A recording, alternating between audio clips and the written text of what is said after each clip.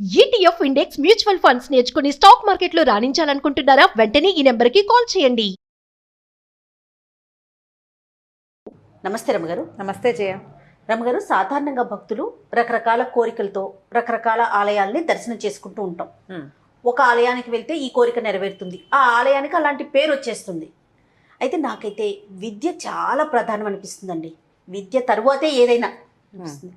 విద్య, జ్ఞానం ఇవి రెండూ కలగాలంటే ఎలాంటి ఆలయాల్ని దర్శించాలి? సాధారణంగా సరస్వతీదేవి ఆలయాలను దర్శించాలని చెప్పుకుంటాం. అవును. బాసరా అనగానే బాసర, తర్వాత మనకి ఇక్కడ వర్గల్లో కొత్తగా ఒక దేవాలయం నిర్మించారు. తర్వాత ఏమో మన శృంగేరి శారదాంబని దర్శించినా కూడా. అయితే ఇది కార్తీక మాసం కాబట్టి శివారాధన కూడా జ్ఞానము మరియు విద్యని ప్రసాదిస్తాయి. అవునా రమగారు? శివుడు ఐశ్వర్యకారకుడు, శివుడు మోక్షప్రదాత, శివుడు జ్ఞానప్రదాత కూడా. శివుడు జ్ఞానప్రదాతగా ఉన్నటువంటి స్వరూపం దక్షిణామూర్తి స్వరూపం. శివుడే దక్షిణామూర్తి. ఈ దక్షిణామూర్తిగా శివుడు రూపొందటానికి బ్రహ్మదేవుడు మొట్టమొదట నలుగురిని సృష్టించాడు. బ్రహ్మ మానసపుత్రులు సనక సనందన సనత్కుమార సనత్సుజాతులు, సనక సనందనాదులు అని చెప్పుకుంటాం. అవును. వీరు నలుగురిని సృష్టించి సృష్టిని పెంచమని చెప్పారు. చెప్తే వాళ్ళు ఒప్పుకోలేదట. ఈ సృష్టి వ్యవహారం మాకొద్దు, బ్రహ్మజ్ఞానాన్ని సంపాదించుకోవాలి. ఇప్పుడు నీ నుంచి మేము పుట్టాం, నువ్వెక్కడి నుంచి పుట్టావు, నువ్వెవరు, నీ నుంచి నువ్వు దేని నుంచి వచ్చావు, ఆ బ్రహ్మ పదార్థం ఏమిటో తెలుసుకోవాలనుకున్నారు. వాళ్ళకి వదిలిపెట్టాడు బ్రహ్మ వాళ్ళని. సరేనని సనక సనందనాదులు పెద్దవాళ్ళుగా ఉండరు, చిన్న చిన్న బాలక స్వరూపాల్లో ఉంటారు. ఆ బ్రహ్మజ్ఞానం కోసం పరితపిస్తూ వాళ్ళు చాలా తపస్సు చేశారు. కొంత తపస్సు తర్వాత మళ్ళీ వచ్చేసరికి బ్రహ్మదేవుడు సరస్వతీదేవితో కనిపించాడు. ఈయన వివాహితుడుగా ఉన్నాడు, ఈయన మనకేం చెప్తాడని వాళ్ళు ఆయన తప్పించుకున్నారు. ఆయన దగ్గర నుంచి బయటకు వచ్చేసారు. బ్రహ్మ సృష్టిని పెంచడం కోసం ప్రజాపతులను సృష్టించాడు. తర్వాత ఆ వ్యవహారం అలా వెళ్ళిపోయింది. వీళ్ళు విష్ణుమూర్తిని సందర్శిస్తే ఆయన పక్కన లక్ష్మీదేవి కనపడింది. ఈయన సంసారే. బ్రహ్మజ్ఞాని అంటే సంసారంలోకి పడి లంపటంలోకి చిక్కుకోకూడదు అని భావించారు. పరమేశ్వరుని సందర్శించేసరికల్లా పక్కన పార్వతీదేవి కనపడింది. వాళ్ళు చాలా చింతాక్రాంతులై వెళ్ళిపోయారట. అయితే పరమేశ్వరుడు జాలిగొన్నాడు వాళ్ళ పట్ల. వీళ్ళు జ్ఞానం కోసం పరితపించే వాళ్ళకి ఆ జ్ఞానాన్ని అందించాలని వాళ్ళు వెళ్ళే మార్గంలో ఒక వటవృక్షం కింద దక్షిణామూర్తి స్వరూపంతో కూర్చున్నాడు. శుద్ధ జ్ఞాన స్వరూపంగా కనపడినటువంటి ఆయన్ని చూసి ఈ నలుగురు అక్కడ ఉండిపోయారట. ఉన్నారు. ఆ ఉండి నిశ్శబ్దంగా కూర్చున్నారు. వాళ్ళు ప్రశ్నించలేదు, ఆయన సమాధానం చెప్పలా. మౌనంగానే, మౌనం నిశ్శబ్దంతో వాళ్ళు అడిగేశారు, ఆయన చెప్పేశాడు. జ్ఞానం అట్లా వాళ్ళలోకి ట్రాన్స్ఫార్మ్ అయిపోయింది, వెళ్ళిపోయింది అనమాట. ట్రాన్స్ఫర్ అయిపోయింది మౌనంతో. మౌన వ్యాఖ్య ప్రకటిత ముద్రే. ఆయన అట్లాగే ఉంటాడు, నిశ్శబ్దంగా ఉంటాడు ఆయన. ఆ మౌనంతో వీళ్ళకి బ్రహ్మజ్ఞానాన్ని ప్రసాదించాడు. ఆ శుద్ధ జ్ఞాన స్వరూపుడుగా కనపడేటువంటి దక్షిణామూర్తి స్వరూపాన్ని సప్తర్షులు కూడా ఆశ్రయించారు. ప్రపంచమంతా వెళ్ళిపోయింది, ఈ 7 ఋషులు మాత్రం ఆయన్ని వదలలేదట. అలాగే ఆయన పాదాల చెంతే ఉన్నారు. వాళ్ళు ఎంతకాలం ఉంటారో అని ఆయన అలాగే చూస్తూ ఉండేవాడు. ఆయనేమో కుర్రవాడు, లేత చక్కటి అంటే యంగ్గా ఉండే స్వరూపం దక్షిణామూర్తి స్వరూపం. ఈ కింద కూర్చున్న ఋషులు వృద్ధులు, గురువేమో యువకుడు, శిష్యులు వృద్ధులు. వాళ్ళు కూడా ఎంతో కాలం ఆయన్ని ఆశ్రయించి జ్ఞానాన్ని పొందారు. అందుకని ఇప్పటికీ కూడా సప్తర్షులు మనకి ఆకాశ మండలంలో ఉన్నారు. సప్తర్షి మండలం ఉంది కదా మనకి. వాళ్ళు చిరంతనంగా ఉండిపోయారు జ్ఞానం వల్ల. ఆ జ్ఞానాన్ని వాళ్ళు భగవంతుడి నుంచి పొందారు. ఈ దక్షిణామూర్తి స్వరూపంలో వెలిసినటువంటి దేవాలయాల్ని కనుక మనం దర్శిస్తే జ్ఞానవృద్ధి, విద్యాభివృద్ధి లభిస్తుందని చెప్తారు. మనం శ్రీకాళహస్తిలో దేవాలయంలోకి ప్రవేశించగానే మనకి దక్షిణామూర్తి స్వరూపం దర్శనం ఇస్తారు. అవునండి. అయితే దక్షిణామూర్తిగానే శివుడు వెలసినటువంటి క్షేత్రం కోటప్పకొండ, గుంటూరు జిల్లా నరసరావుపేటకి దగ్గరలో ఉంది. ఆ కొండ మీద వెలిసిన ఎట్లా వచ్చాడంటే స్వామి, సతీ వియోగం తర్వాత దక్షాధ్వారం నాశనం అయిపోయింది. తర్వాత ఆయన తపస్సుకు వెళ్ళిపోయాడు పరమేశ్వరుడు. ఎవరికీ కనపడకుండా బాలక స్వరూపంలో, బ్రహ్మచారి స్వరూపంలో వటువుగా ఇక్కడికి వచ్చి ఉండిపోయాడట. ఆయన బ్రహ్మచారిగానే వచ్చి ఉన్నాడు. అక్కడ అమ్మవారికి దేవాలయం లేదు కోటప్పకొండ మీద.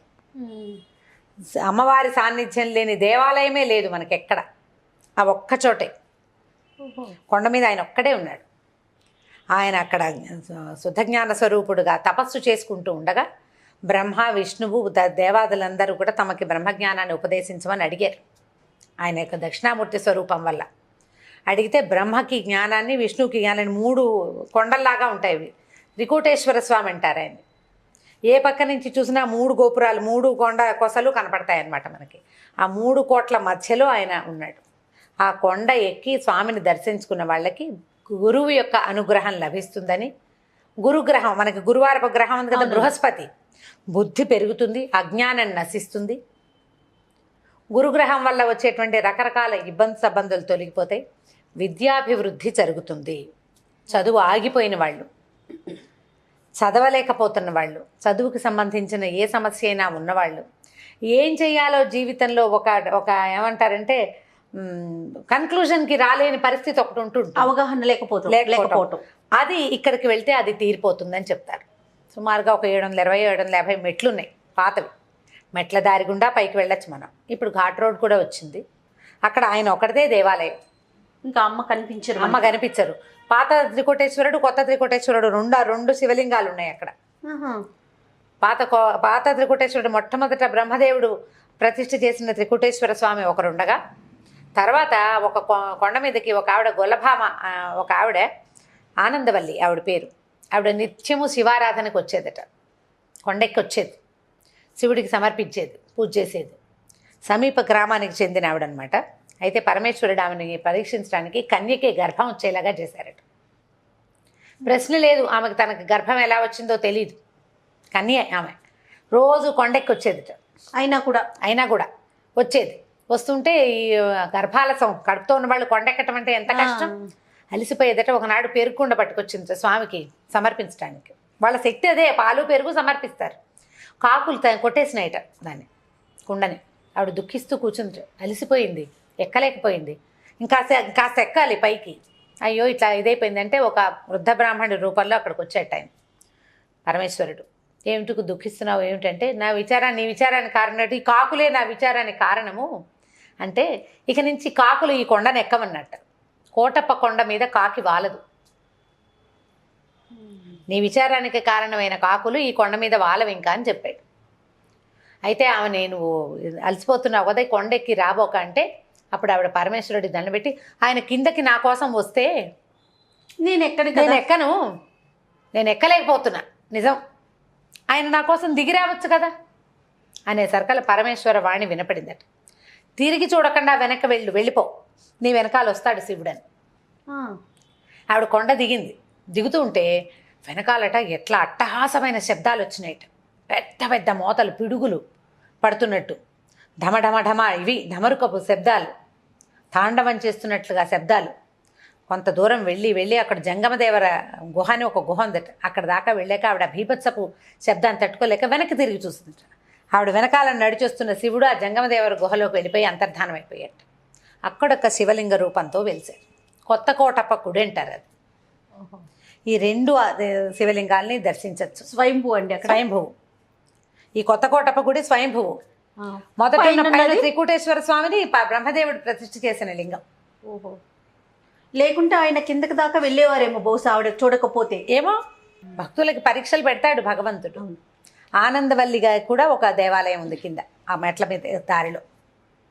ప్రధానంగా అమ్మవారికి కళ్యాణాలు అవి లేవు. ధ్వజస్తంభం కూడా లేదు అక్కడ ఆ దేవాలయానికి. అంత విశేషమైనది. ప్రధానంగా శివుడు శుద్ధ జ్ఞాన స్వరూపుడైన దక్షిణామూర్తిగా వెలిసినటువంటి ఏకైక దేవాలయం కోటప్పకొండ.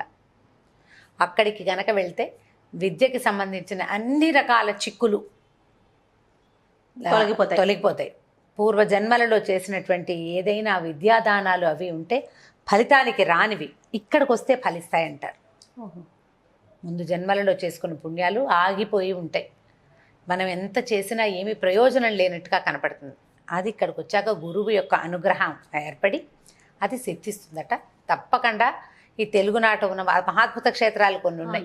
ఇప్పుడు మన పంచారామాలు వాటిలాగానే ఈ కోటప్పకొండ కూడా ప్రత్యేకంగా చూడవలసిన దేవాలయం. హైదరాబాద్ లాంటి చోట నుంచి కూడా పొద్దునెళ్ళి సాయంత్రం తిరిగి వచ్చేయచ్చు. అవునండి, చక్కగా దర్శనం చేసుకుని రావచ్చు. చాలా విశేషమైన ఫలితాన్ని ఇస్తుంది. పిల్లల విద్యాభ్యాసానికి, మన యొక్క అజ్ఞానాన్ని తొలగించుకోవటానికి కూడా ఆ క్షేత్రం ఎంతో సహాయం చేస్తుంది మనకి. తప్పకుండా అండి. అవకాశం ఉంటే కార్తీక మాసంలోనే దర్శనం చేసుకుంటే ఇంకా కొంచెం ఇప్పుడు జనం హెచ్చుగానే ఉంటారు. అవును. మన అవకాశాన్ని బట్టి. నమస్తే. నమస్తే జయ.